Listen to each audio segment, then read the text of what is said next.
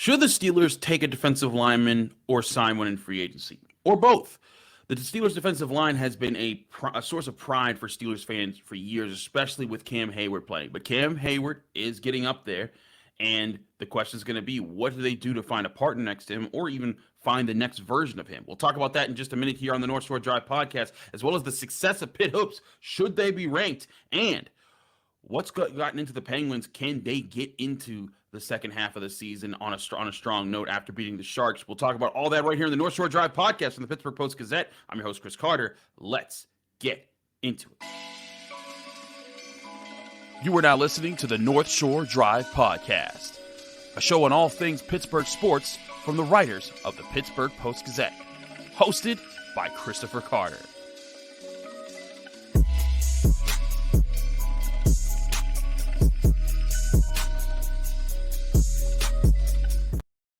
Hello and welcome to the North Shore Drive podcast from the Pittsburgh Post-Gazette. I'm your host, Chris Carter. We talk all things sports Monday, Wednesday, and Friday. I thank you to my friends Brian Batko and Noah Hiles for holding it down on the days that I was on vacation, but I'm back. And I'm back here with Ray Fittipaldo joining us, our legendary Steelers beat writer here. Ray, it's good to see your face. Good to talk to you again, my friend. We already went over your first mock draft. We've talked about it on this show, and your pick of Lucas Van Ness as the defensive line prospect. But I wanted to talk to you more about this defensive line class because Cam Heyward is the unquestioned leader of the Steelers. He's the guy who carried the Franco Harris flag out. He's been the guy there for over a decade now, and it's kind of been a given that Cam Heyward's going to do what Cam Heyward does in the middle of the defense. But the Steelers, in my opinion, need to find the next version of him soon. They can keep finding partners like they did with Larry Ogunjobi in free agency, but I think that they need to start finding the young guys, not just veterans to plug in there, but the young guys to fit in there. If you're the Steelers right now, and obviously you picking a defensive lineman, even if Lucas Van Ness or the guys in the first round aren't necessarily your best picks, is this a class where you're comfortable still finding that guy with either the second round picks or even the third round pick? It's a fairly deep class, but it's not like the defensive backs this year or the tight ends this year. So honestly, Chris, that's one of the reasons that I had the Steelers taking Van Ness at number 17. That was because it's a fairly shallow class. Plus, you got a lot of depth with the corners, and I think you can probably get your corners in round two, much more so than you can maybe get, a defensive lineman. But listen, there are guys who might be there at 32 or even 49. A guy like Clemson's Brian Brassie. He's all over the place on these draft boards and these top 50 lists. Some people have him in the top 10. Some people have him down near 40 or 45. So that's crazy. He's a really interesting guy. I think his injury history is playing into that a little bit. I think that's one of the reasons why he could slide a little bit into the mid to late first round, maybe even early second round. But when you watch him on tape, he's really, really good. The only question is, doesn't have a long resume, right? Kind of had some injuries happen at Clemson, some personal issues that maybe affected him. And he's one of those guys that you would definitely be taking on potential. He's really good on tape, but there's just a limited amount of tape that's out there on him because of his injuries.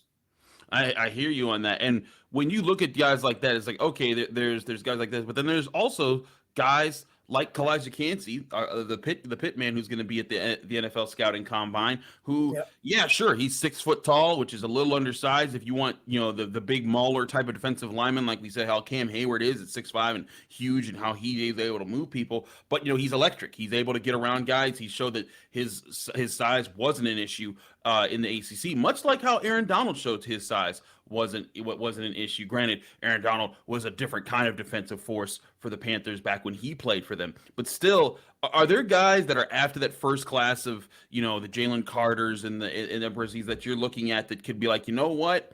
Even if Brassie doesn't fall that far, there's still going to be guys that if you get him in the second round that you're like, hey, he can be a cornerstone piece for the defensive line. Yeah, there's a couple guys like that. You're probably thinking Miles Murphy is one of those top-tier guys, right?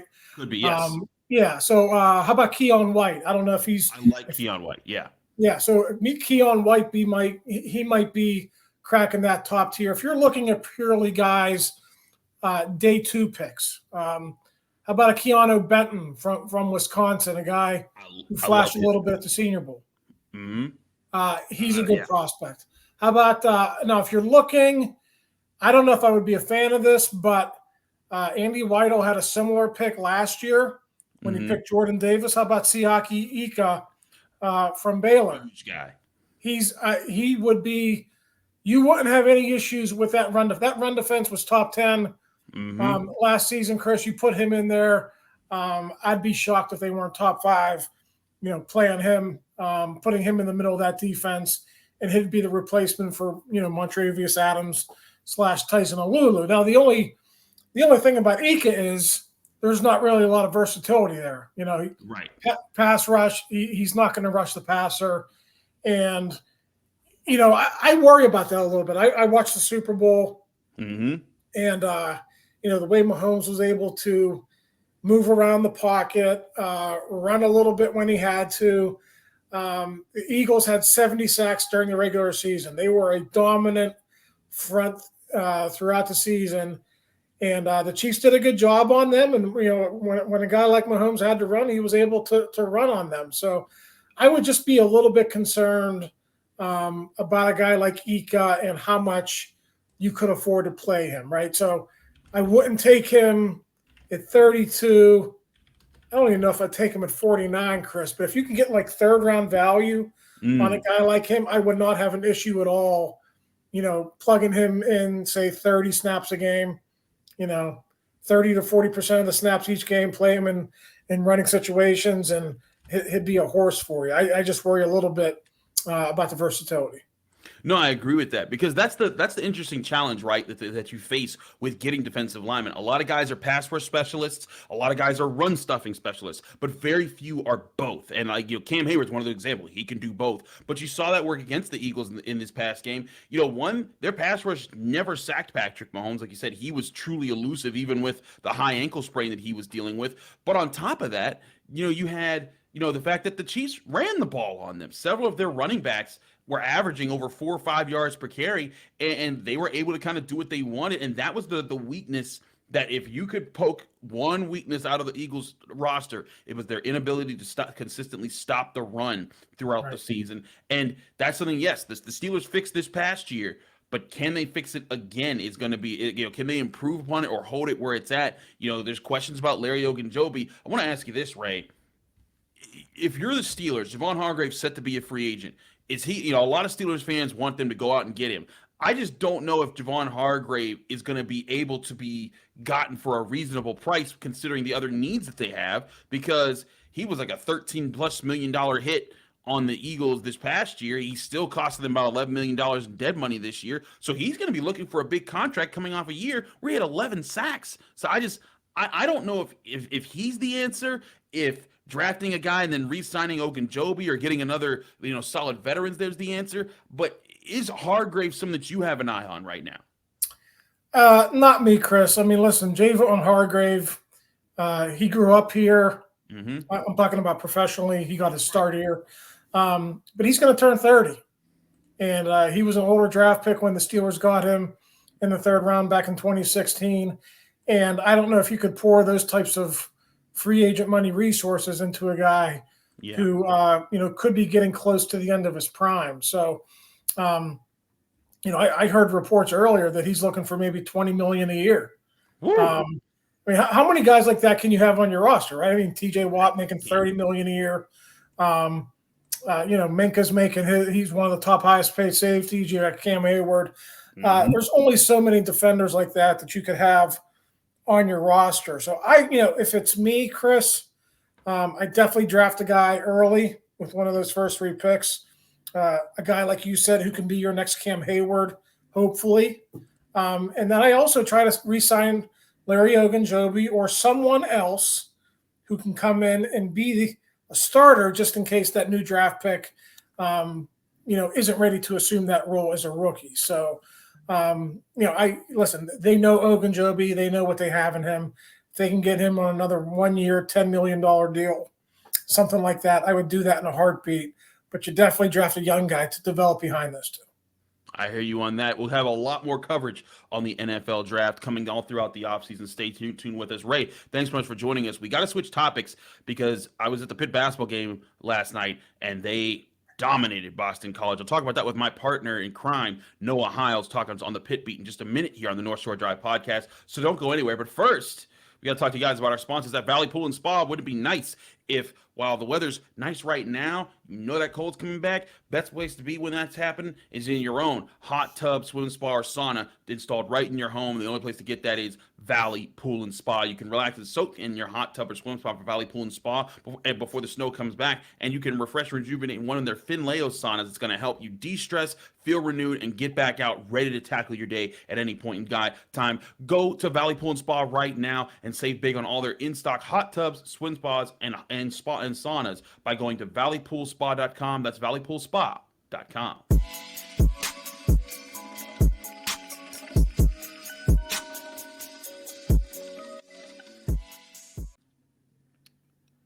Back here on the North Shore Drive podcast, I'm your host, Chris Carter. We switch topics from the Steelers with Ray Fittipaldo to my partner, Noah Hiles, as we both cover the Pitt athletics beat in the city. Noah, we were at a butt whooping last night where Pitt just gave it to Boston College, both on the scoreboard and physically. And Boston College being a physical team, they definitely, it looked like, and we talked about this, they got under the skin of a guy like Quentin Post, who's, had one of the highest field goal percentages in the conference for how well he shoots the ball.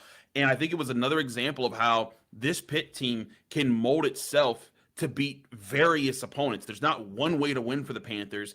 They can find several different ways to beat you, and that's why I think they've become such a dangerous team late in the season. Yeah, I mean, there's just not one superstar on this team. This team has every game you see 3 to 4 players play probably an above average performance of what they're typically capable of doing. And it's just which 3 or 4 of those guys is it going to be on certain nights? I mean, some nights it's JV and Blake Hinson, other times it's Nike Sabande off the bench, or the Twins even having big games. But I mean, Nelly Cummings was fantastic last evening, as I wrote about. I think that he was kind of the guy that provided that spark for Pitt when it was losing 16-10 early on. The Panthers go on a 15-2 run to really take the lead, never really let it go. I mean, Nelly got the job going, or got things going offensively, just with a couple of nice mid-range jump shots. And then with his assists, he finished tying his season high with 8, and they were all big, a lot of them on 3-pointers. And then a guy that we've been talking a lot about, and he actually might be the most responsible for why Pitt has gone from winning a lot of close games to now being able to blow opponents out, and that's Federico. His impact on the defensive end is seismic. It is really impressive to see where he's come. In his first game at Pitt against UT Martin, he was the subject of my game story. I thought he played really well. But he's gone from a guy where it's, okay, he could be a little bit of a talent here in a couple years, to he's probably one of the best defensive players in the ACC this season, just especially in the front court. The way he protects a rim, the way he can, deal with teams that like to switch on screens and everything, the way he can run the floor in transition, all of it. He is a really impressive player, and he's been playing some great basketball in the month of February. Yeah, he certainly has. That's why I wrote about him in my good, bad, and ugly. I've written about him in pretty much all my good, bad, and uglies, because it's been a theme. The bad is always whoever has to go up and shoot against Federico, because he is going to block your shot. And shout out to Dave Damashek. Federico. I got to say the whole name when I talk about it. Damashek's going to come after me. But point being about Fetty, and Blake Hinson talked about this, when he's playing like that, when he takes away the 5 of the other team, and he's able to take away the paint, the rest of them can just play defense. They can just go out and say, you know what? We don't have to jump down and help. And sometimes they do. Like sometimes if they can get a trap, like how they got Armando Bacot to travel on that late possession that gave them a chance to win the game, at North Carolina, like you still do that, but you don't have to. Whereas like early in the year, even when Fetty was playing well, there was a concern that like, hey, get down there and help him before the other team's bigs just take this game over. Now it's not only is it not a concern, it's a source of it's a resource that you have as the Pitt Panthers. It's something that they're able to count on every game now, and it's not just the average run of the mill, like, five that's just being rolled out there by a bad team like Louisville. Armando Bacot had problems with Fetty. Quinn Post, one of the best scorers. Quinn Post, he all season long, I said he shot 57%. His lowest shooting percentage in a game was 44%. He shot 22% last night against Pitt, and that just shows what they're doing. But away from this game, the topic that every Pitt fan wants to know about is why aren't they ranked? And I think there's a lot that you and I have talked about this. There's a lot of the pedigree that comes into the opinions of voters. We found out that about 20 people voted them to be ranked this year out of 60 plus voters or whoever does the AP voting for basketball. But I look at that, and then I look at the Ken Palm and the net rankings that everyone uses, and it's like I don't know where Pitt doesn't seem to care. Like Jeff Capel said, like we don't look at that, and they've done a very good job ignoring that element, in conversations or when they hit the podium. But it's tough to ignore how Pitt has played so well. They have the second best road record against Power 5 opponents, only to Alabama, one of the best teams in the country. And they're playing very well. They're number one in the ACC right now, and the net rankings have them at 49. The Ken Palm rankings have them at, one second, I have to go find it again because it's so far down, at 55. Yeah. And it's just like, are we serious? It'd be one thing if there was a bunch of teams ahead of them that were just clearly better and just having better seasons and didn't have slow starts. But like Northwestern, who Pitt stomped on, is ahead of them. North Carolina, who's in the same conference as Pitt, has a lesser record than they do overall, a lesser conference record, and has been swept by the Panthers, is higher than them in both Ken Palm and net rankings. That's when I look at them and say, these formulas are wrong. These aren't good metrics if you're putting teams like that ahead of these other teams. Yeah, I think it comes down to Pitt started really low, and something like Ken Palm. Net, I don't know what the criteria is for net, but with Ken Palm, I think Pitt started close to like 100 on the year, right? So it's starting far back. And then when you consider how the Panthers started their season, they started 1-3. They're only going further down. And then when those teams they lose to, West Virginia, Michigan, VCU, and then you add in a Vanderbilt loss in December, it just makes their climb a lot more difficult, climb out of that. And when you have a lot of teams in the ACC underperforming as far as program standards go, the conference as a whole carries less value for each win. They're going to say, okay, well, Pitt beat 3 ranked teams, but they were all home wins.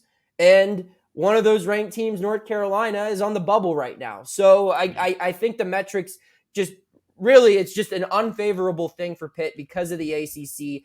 Wins against Louisville, wins against Florida State, they don't mean anything this year. Right. The Boston College win doesn't mean anything. Like that essentially, Boston College, I'm not even going to waste my time looking up what they're at Ken Palm. It's probably the equivalent of beating like a bottom tier Atlantic 10 team this year as far as the Ken Palm rankings go. Things like that. And that's where Pitt gets hurt. If Pitt's in a better conference as far as what these net rankings or Ken Palm ratings determine as a better conference, it allows for its losses to look a lot more acceptable and its wins to look a lot more impressive. And that's why you see a team like Creighton getting the love it is, because the Big East is highly regarded this season. It's why you see teams like Texas Tech, who are almost, I think, in last place in the Big 12, are still able to get this notoriety because everyone in the Big 12 is viewed as a possible tournament team right now. I don't think the ACC is that bad personally. I think we're going to see something like we saw last year where there's going to be an 8 or a 9 seed from the ACC that was hardly, and I'm not just referring to Pitt. It could be NC State. It could be maybe Syracuse, who's coming on right now. Could be North Carolina or Duke, whoever. One of those teams I think could go on a run. And it's because it's super talented and the league is just undervalued. And I don't know.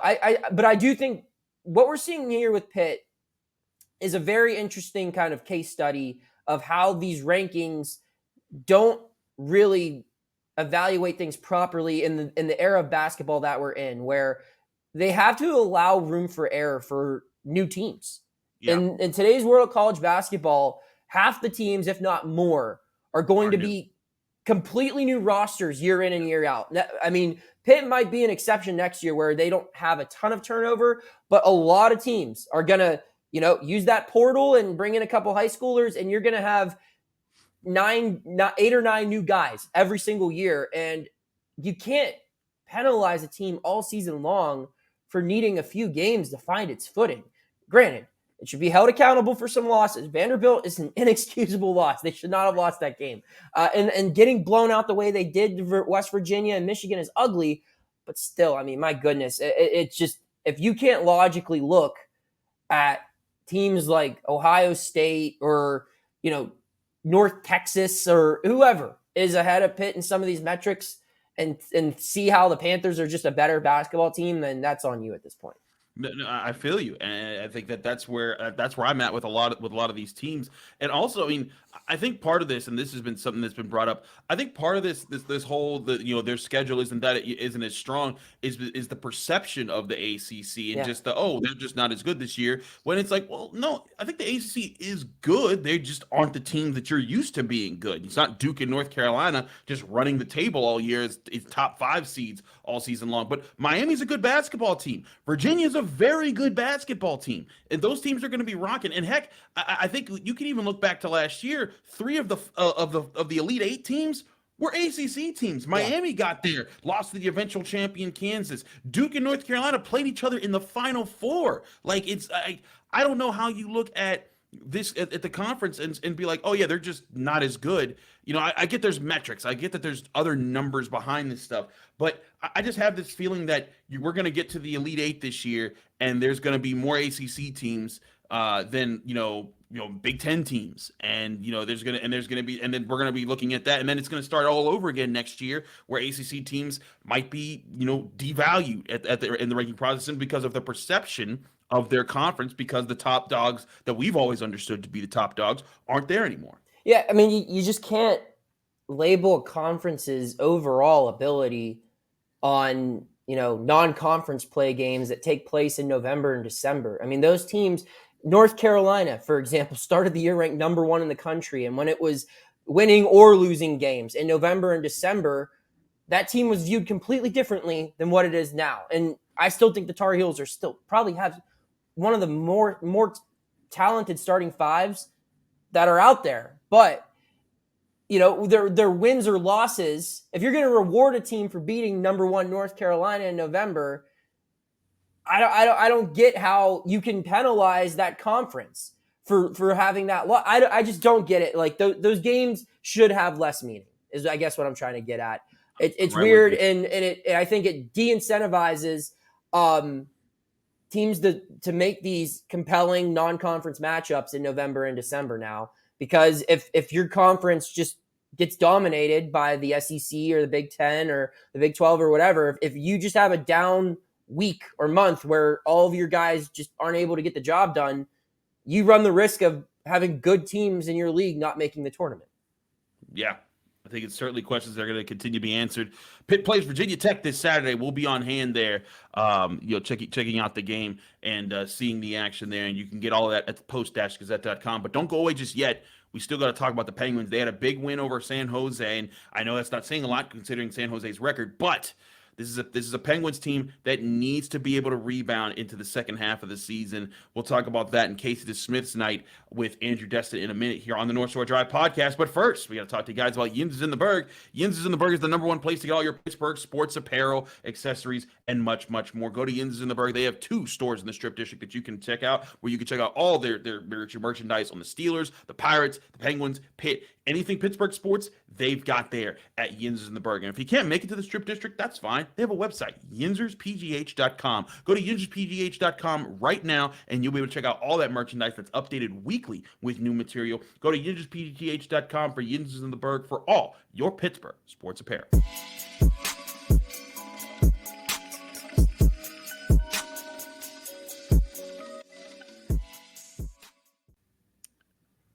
We're back here in the North Shore Drive podcast here at the Pittsburgh Post-Gazette. I'm your host, Chris Carter. We're now joined by Andrew Destin, who was on hand for the Penguins' win over the San Jose Sharks. It was a little close until they got that empty netter from Jake Gensel. But Jake Gensel did get the goals, but you had a really interesting point, Andrew, about the guy who it should come as no surprise is driving the Penguins, but just how good Sidney Crosby has been, even while people haven't been talking him up that much this year. Yeah, Sidney Crosby, especially over this stretch, basically since the All-Star break and a little bit before that. A stat that got thrown out by the Penguins themselves was that since January 16th, 17 points in 11 games. That's the second most points of any player in the NHL over that stretch. And, you could say that's cherry picking stats for a period of time to make a guy look good. But, I mean, hey, close to a dozen games, that's a significant stint of time. And he's been tremendous during that stretch. And it hasn't necessarily been goals, and we saw that last night. I mean, the Penguins got 3 goals as a team. Crosby had assists on all 3 of them, albeit one of them was an empty netter, but he was, a contributing factor in all of them. And for Penguins fans on the East Coast who stayed up for this one, personally, I don't know that I've seen a more beautiful assist than the one he dished off to Jake Gensel for his first goal. A behind the back, no look, backhanded pass from right behind the net. Aaron Dell, the San Jose Sharks goalie, had absolutely no idea where the puck was. And I don't know if anybody else on the Sharks side did either. And Jake Gensel put it best. He said, when he makes plays like that, it's easy for me. All I got to do is just put it in. And that just goes to show you the kind of player that Crosby is, has been, still is, and, how important he still is for this Penguins team as they continue to kind of right the ship, go about this, and eke out points when they need to, especially with Tristan Jarry out. I mean, to go 2-1 on this road trip, they took care of business against the teams they were supposed to. Didn't look great against the Kings in the maddening, inconsistent way that the Penguins have played all season long. But they got 4 points out of 6, and Sidney Crosby has been as important as anybody in leading that charge. And I think that inconsistency that you're talking about there, that's the big question that the Penguins have faced all season. Can Crosby's greatness, along with Malkin, Letang, can those top guys that we've been talking about all year long, can they help minimize the points where the Penguins are inconsistent, especially from their back lines when they're having rough days? We've been talking about the top 6 is what's going to carry the Penguins all season, and there's been plenty of games where they have, but clearly, we've seen over the first half of the season, they can't always do it. They need help from below, from their lower lines. And, I think now we're at a point where, you get a win like this, it's great, but you're supposed to beat the Sharks, especially the way that the Sharks are this year. It was disappointing when they didn't beat the Sharks a little bit, a few weeks ago. So, for them to get this win, I think it's important. But it does kind of highlight, when's the next time that we're going to be pointing to those last 2 lines and saying they came up short again?